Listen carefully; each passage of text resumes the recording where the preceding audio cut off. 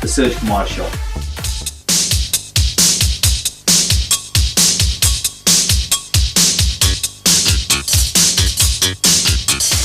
Hi guys, welcome to the Surj Kumar Show. Guys, I've got a special treat for you today.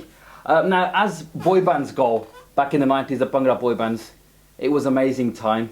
And I've actually got one of the stars from that era with me. So it's a privilege and an honour to meet Vijay from Achanak. Vijay, welcome to the Surj Kumar Show. Hi, thank you, Surj. How are you? Yeah, great, fantastic. Thank you, first of all, for having me on the show. Can I also say a very big hi, Kida Sastrikal, to all the listeners out there? So great, yeah. Please join us and please, stay with us throughout the interview. Of course they will, they will. All right, it's been a long time. You've been in the industry for 20 years. Yeah, I would say 20 plus years. I absolutely feel really old. Yeah. But you know what? It's I can't believe the guy that was watching on TV, listening to music, is sitting next to me. So it's truly an honour. But you've got an album coming out. Yes. Game, Set and Nach. Yes, that's right. Game, Set and Nach. It was a title that was decided by the public, and it was the most likely one that we chose because that's what people kind of like voted that they'd like the album to be called. So we stuck with Game, Set and Nach. Okay. Now you've got Nach in there, so you've had Nach in quite a few titles of the albums in the past as well. Well, we did put it out to the public, and they said, your previous albums always had the word Nach in it, and we'd like to see that again. So we kind of put it out there, and that was the kind of, we had a few sort of feedbacks with Nach in, but the Game, Set and Nach we felt was the one, and Okay. When's it going to be released? Right, we are currently finishing off the video, so the video should be finished in the next week or so. We've only got some editing to do now. Once that's complete, then we'll put out a date for the release of the album, but it will be released this month. Okay. Yeah. Now, can I just say this? It is an album, so it's not a single. So it's got 13 tracks in total, yeah. It's quite a bold approach, isn't it, to release an album? album release So, because it's all done through to singles, isn't it? And obviously the revenue from there. So it's quite a bold move. Now, is that something that, you decided as a group or as an individual that we're going to release an album not by single, I think, Surj, the decision was made for us, really, because going back 10, 12 years, we actually moved across to the European market because obviously the Asian Bhangra scene had diminished, the live scene had diminished here. So we are a live band and we wanted to continue with the live performances. Yeah. So we moved to a market which is the European market. Now in that market they would like albums, they don't want to see a single. Sure. So the decision really was made for us that if we wanted to stay in that market we needed to release an album. So we thought, yeah, why not? So here we are. And we're releasing an album. You also mentioned that you've been to many European places, European countries. Slovenia is one of them. We were talking. And I asked you, are there any Apane there? And you said no. Explain. I think we've been blessed because my very, very first concert abroad was how am I going to... I sing in a different language, yeah? They're going to be listening to the music and the songs in a different language. How am I going to connect with the audience? And it's all about making that connection as a performer. I learned very fast that you've got to bring the audience, you've got to connect with the audience in a way that you get them involved, get them engaged, and that's what we did. We looked at ways of putting tracks. We actually introduced dynamics, quite a lot of dynamics in our performances. Where we had a lot of audience participation, and at one stage we actually got the audience to sing in Punjabi. Which bit was that then? Odi Yaad. It wasn't oi hoi. No, nothing like Odi Yaad Satave. When we actually introduced, and it started from there. So then we started sort of getting them to sing sort of one or two words here and there. But then we got them singing Odi Yaad Satave, and it was amazing because they were all waving their arms and singing Odi Yaad Satave, whether it was in Germany, whether it was in Italy, whether it was in Switzerland, whether it was in Milan, Barcelona, Turkey, it was all those countries, Holland, it's been, I think Achanak, in that respect, you know, we're very humbled and very blessed that we've actually had the opportunity Sure. to take our music, which we are very, very proud of, and which is part of our culture, to other cultures, to other, other countries, and really rocked it. And you're not going to believe this, Surj. On the first song, they just get up and start dancing. You know, it's really amazing. It's like it's fast forwarding weddings, because on weddings, Straight you know, to dance floor, yeah, and it is like that.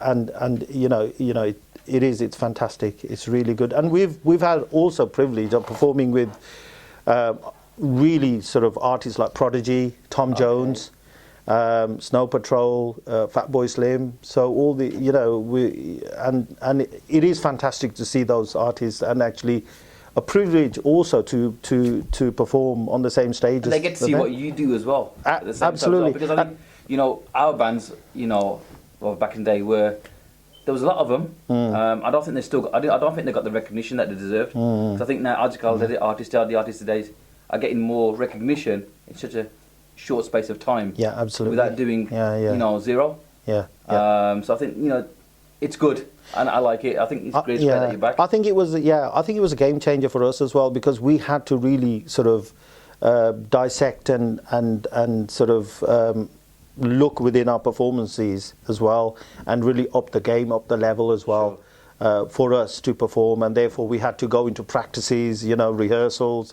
everything, and get things rehearsed, and wherever we wanted things to flow freely on stage, where we got the audience participation in there, that seemed like it was just a natural, everything was just naturally done on the spot, but it isn't. It's, you know, it's been planned. Okay. Yeah. Well, talking of performing, we will have a little special performance from Vijay and myself, so keep tuned. That's coming up. He's the man. Now, in terms of obviously band, now obviously you were 7-member band, weren't you? Yes. When you started, is that still the case? Yes. Is everybody still together? I think it's not the original members, but we have the same kind of instruments, and we still have like 7 people on stage, but it's not the same 7 people. Obviously, over 20 plus odd years, you know, things change. I mean, the 2 original members is Ninder and myself. Yeah. But apart from that, everyone else has changed. But we still got keyboard player, bass player, tabla, tolki, tol, you know, keyboards, you know, me on vocals, Ninder on tabla, you know. So can you still move your luck like you used to? Yeah, a lot of people tell me, can we actually see those moves?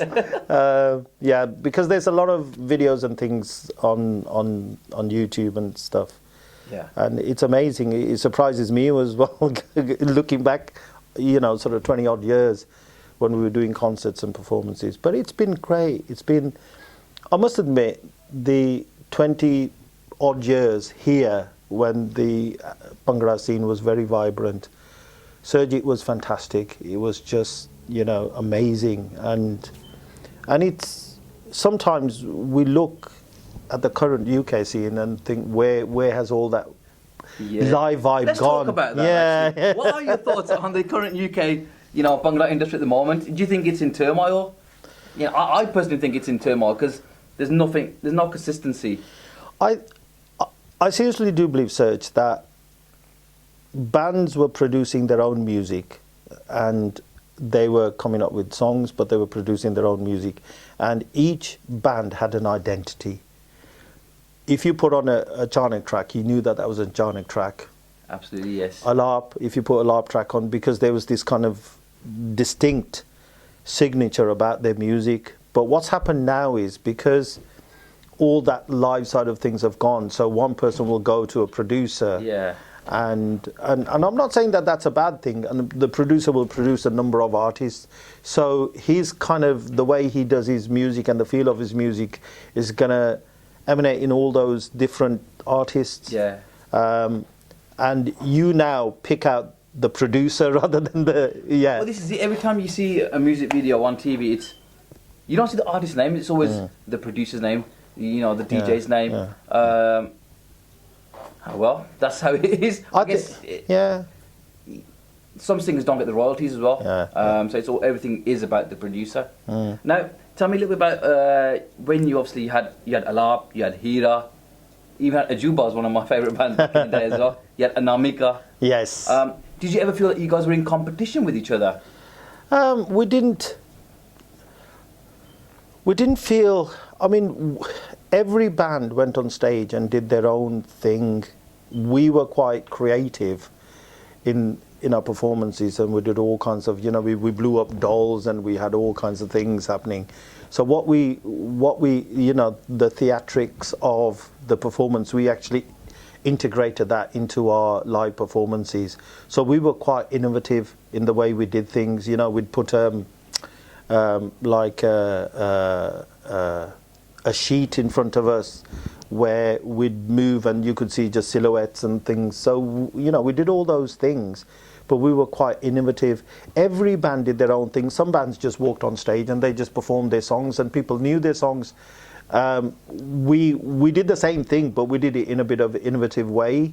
And even our music, we looked at the current Asian scene and what was happening around us as well. We soaked that up. Like toll tax, remember the whole poll tax issue. And in fact, poll tax nahi dena. And I remember we released the album with the poll tax song on, and the next day Maggie resigned. So we used to always joke about she must have heard. There you go. But okay, I shouldn't laugh really. Yeah, but it was the current issues here in the UK. That was affecting our not just Asians, but everyone. So we're looking at that. We did Scooby-Dooby-Doo because, I mean, we used to just sit around and brainstorm as a band of what we wanted to do and be a bit more out of the box kind of thing. And even then, you didn't have the internet either at the time as well? Well, even now, when you go into the studio, there's so many gadgetry now to make you sound or put you in key or whatever it is. In them days, it was it was spools, so you had to sing it live again. Sure. So it was all even your vocals going to the spool was you had to get into the box and actually perform and sing live onto the spool. And if there was a phrase which was out or phrase which was said felt wrong, you went back in there to sing it. You didn't put it through some kind of. I'm not saying that it's, that's technology, isn't it? It's evolved. It's evolved. That's it. And technology isn't going to stand still. And this is what it is. And we all use it now, even the old school bands, if they're producing things. Sure. And that's good because, a lot of the time it'll save you money and time, so we can put more money into our projects, perhaps. Right. I don't know. So, everything has its benefits, but that's how the whole scene evolved, not just on the live scene, but on the production side and how we did our music and the songs we did and so on. Okay. All right, guys. I'm in conversation with Vijay from the legendary band Achanak. We are going to be doing a little performance for you guys as well. So, Vijay, can we have a couple of lines from your new album on one of your songs that that'll be going on the album? Right, okay. Like an a cappella, yeah? Yeah, let's do it. Okay. Something new, guys. This is fresh, exclusive to the age of today. Let's Express and the Surj Kumar show. Okay, I'll sing a few lines. What's the track called? Soniye Ni Soniye. Okay. This is a track that I wrote myself. And the track ideally is about the fact that in this 21st century and the age of technology, as we are talking about technology, and mobile phones and iPads and so on, we don't have time to talk to our loved ones and spend time with them in real time kind of thing. Yeah, absolutely. So that's where the song came from. It was, so I'll sing a few lines.